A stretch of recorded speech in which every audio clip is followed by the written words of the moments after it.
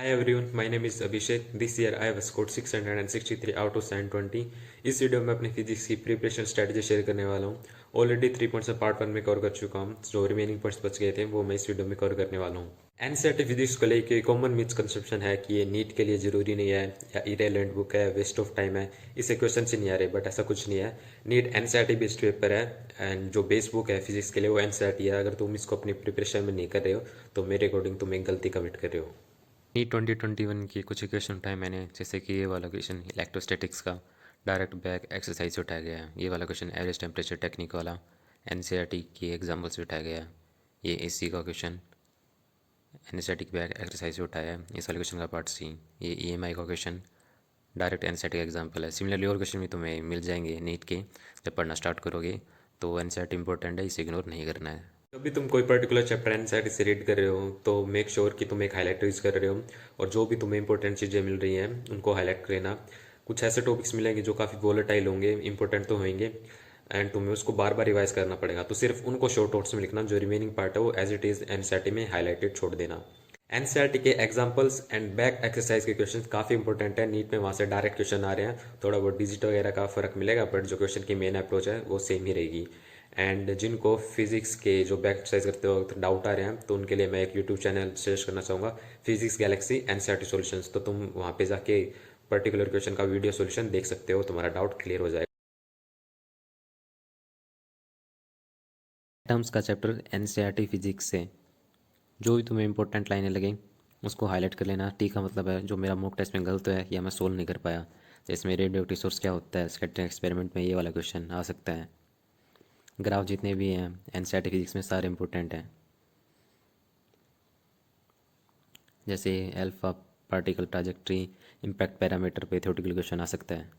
जैसे spectral series का है तो मेरा टेस्ट में जो एच बीटा का क्या रीजन है, ब्लू ग्रेडियंट, तो ये नहीं पता था मुझे। फिर मैंने इसको एनसीईआरटी में ट्रेस किया रादर दैन इसको मैं अलग नोटबुक में लिखूँ और इसके साथ मुझे एच अल्फ़ा एच बीटा इनके क्या रीजन है, क्या कलर है, वो भी मुझे पता चल गया। जब भी एग्जाम्पल सोल्व करो तो उसकी पूरी थ्योरी पढ़ लेना, ठीक है। तुम्हें फ्रीक्वेंसी कैसे निकालनी है ये पता चल गया। जैसे ये वाली लास्ट वाली लाइन है, classical electromagnetic theory, frequency of electromagnetic waves revolving electron की इक्वल होगी frequency of its revolution around nucleus. तो इस वाली लाइन से थ्योरेटिकल क्वेश्चन बन सकता है।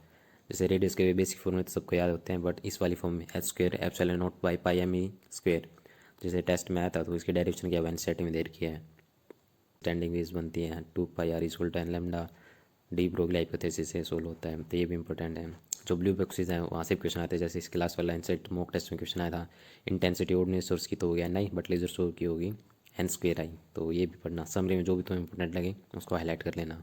पॉइंट्स टू पॉइंट वाला सेक्शन भी इंपॉर्टेंट होता है बट इसमें काफ़ी ऐसे पॉइंट्स में जो कि आउट ऑफ स्कोप हो गए उनको वैल्यू नहीं देनी है। जो भी तुम्हें लग रहा है जहाँ से क्वेश्चन फ्रेम हो सकता है नीट लेवल का तो उसको हाईलाइट कर लेना। जैसे ये फर्स्ट वाला पॉइंट था तो इसको मैंने हाईलाइट कर लिया। जब भी एक्सरसाइज फॉलो कर रहे हो तो पूरी इसकी कैलकुलेशन वाला लिखने की जरूरत नहीं है, या वैसे ही प्रैक्टिस कर रहे हो तो कैलकुलेशन मत करना, काफ़ी इफेक्टिव हो जाती है। सिर्फ उसकी अप्रोच लिख लेना। जैसे कि ये वाला क्वेश्चन है shortest wavelength present past series, तो इसके दो मेथड है। सबसे पहले तो पांचों सेल की तुम्हें वैल्यू ज़्यादा होनी चाहिए एनर्जी की, फिर वो डिफरेंस निकाल के लैम्डा का सीधा फॉर्मूला लगा दिया। NCERT is must for these 4 chapters. First is magnetism matter, second is nuclei, third is electromagnetic waves and fourth is semiconductor. जो भी नीट में क्वेश्चन आना होगा वो इनकी एनसीईआरटी से ही मिलेगा बिकॉज इनकी एनसीईआरटी बहुत ज़्यादा इंपॉर्टेंट है एंड काफ़ी थ्योरेटिकल पोर्शन रहता है। तो थ्योरेटिकल क्वेश्चन ज़्यादा एक्सपेक्टेड रहते हैं। रिवीजन साइकिल्स काफ़ी कम रहेंगी as compare to bio and chemistry because इसमें ऐसा कुछ बार बार पढ़ने का नहीं है कि याद करना पड़ेगा, रटना पड़ेगा जैसे इनऑर्गेनिक की एनसीईआरटी के साथ करते हैं। सो आई थिंक 2 रीजन साइकिल्स काफ़ी रहेंगी। अब एक साइकिल तो तुम्हारी कंप्लीट हो जाएगी जिसमें तुमने हाईलाइट भी कर लिया, इंपॉर्टेंट क्वेश्चंस भी मार्क कर लिए। तो 2 या 3 मंथ के गैप के बाद फर्स्ट रीजन साइकिल कर लेना और उसमें क्रॉस लगा देना पेंसिल से, जो तुम्हें लग रहा है कि हाँ अब तो ये आ चुका है, इसको दोबारा पढ़ने की जरूरत नहीं है। एंड जो सेकंड और लास्ट रीजन साइकिल होगी वो नीट से 1 मंथ पहले कर लेना। Fifth point is doubt solving. Doubt solving physics जैसे कॉन्सेप्चुअल सब्जेक्ट के लिए बहुत ज्यादा जरूरी है बिकॉज अगर तुम्हारा डाउट क्लियर नहीं होगा तो कॉन्सेप्ट वीक रह जाएगा और कॉन्सेप्ट वीक रहेगा तो उसको अप्लाई नहीं कर पाओगे, अल्टीमेटली तुम्हारा स्कोर इंप्रूव नहीं होगा। फॉर दो जो कि कोचिंग में ऑनलाइन ऑफलाइन तो अपने टीचर से डाउट सोल्व करवा लेना, और जो सेल्फ स्टडी कर रहे हैं मेरी तरह तो ऐप यूज कर सकते हैं जैसे कि स्नैप सोल। काफी अच्छा ऐप लगा था मुझे, नीट से 2-3 महीने पहले आया था एंड डाउट काफी पुराना ऐप है। और भी काफी ऐप्स हैं, तुम खुद भी डिस्कवर कर सकते हो तो वहां से अपने डाउट्स क्लियर कर सकते हो। और जो मेजोरिटी जो मैं अपने डाउट सोल्व करता था अराउंड 80 to 90% वो था मेरा फ्रेंड सर्कल। हम आपस में ही काफी सारे क्वेश्चन सोल्व कर लेते थे, काफी इनोवेटिव अप्रोच भी डिस्कवर कर लेते थे। Physics is all about question practice.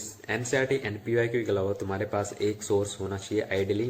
For example coaching वाले के लिए उनका मॉड्यूल हो गया, स्टडी मटेरियल हो गया। फॉर दो जो कि सेल्फ स्टडी कर रहे हैं मित्र हैं, उनके लिए कोई पर्टिकुलर बुक सीरीज होगी। ऋषि पांडे की जो जेईई मेन वाली है, ये 5 ऐसी वॉल्यूम थी, तो वो मैंने सोल्व की थी थ्रू आउट अपने नीट की तैयारी के।